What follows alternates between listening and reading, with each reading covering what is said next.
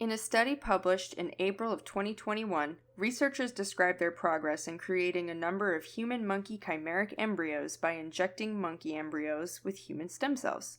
The purpose of this experiment was to study the persistence of human cells with another closely related mammal's embryo during the process of development. Human stem cells have been assimilated into other developing organisms in this way, but never with those as closely related.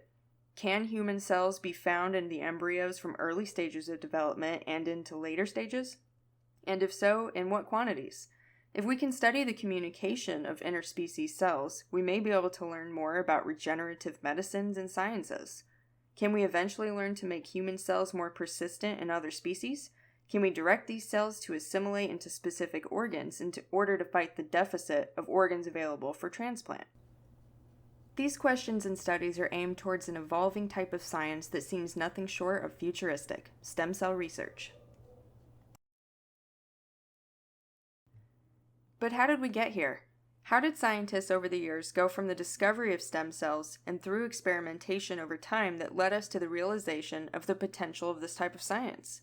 How have we been able to develop our technology from the first formal definition of stem cells in 1961 to the creation of interspecies chimeras in a mere 60 years?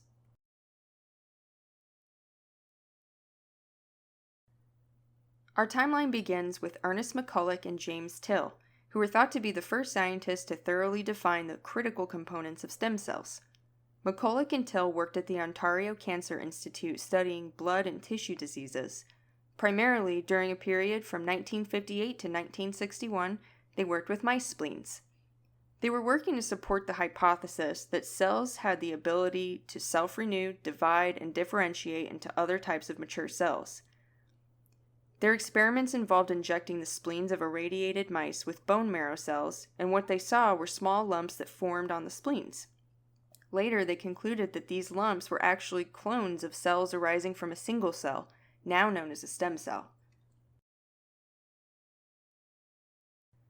Just 1 year after McCulloch and Till defined stem cells using their lumpy mice spleens as an example, a developmental biologist, Sir James Gurdon, used a similar method of cell injection that resulted in the cloning of a frog.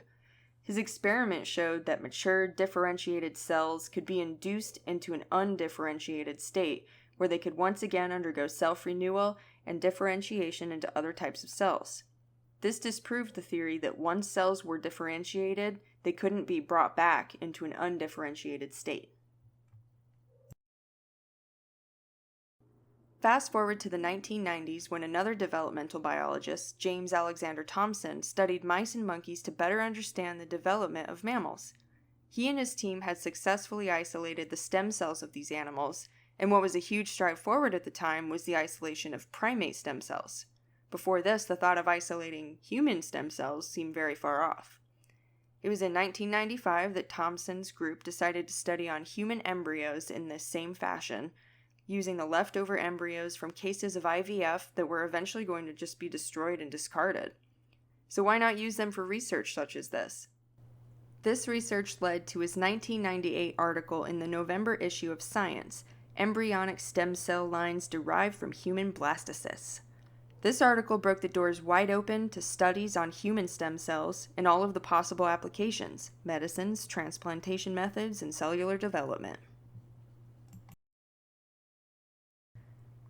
Now from there, scientists were able to piece together these different discoveries within stem cell research. Shinya Yamanaka, a stem cell researcher, continued this research in line with reprogramming stem cells like was shown to be possible by Sir James Gurdon and his frog clones. While Gurdon showed it to be possible, Yamanaka focused on inducing this transitioning between cell types. He was able to demonstrate that, to quote his article directly, pluripotent stem cells can be directly generated from fibroblast cultures by the addition of only a few defined factors. This discovery, tied to research all those years ago that resulted in the cloning of a frog, earned both Yamanaka and Gurdon the Nobel Prize in 2012.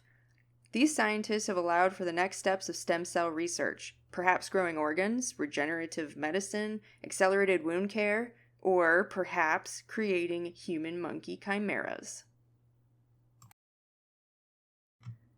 While we may be a long way off from creating a chimera in a mythological beast kind of sense, what we are interested in seeing is increasing the persistence and adaptability of human stem cells.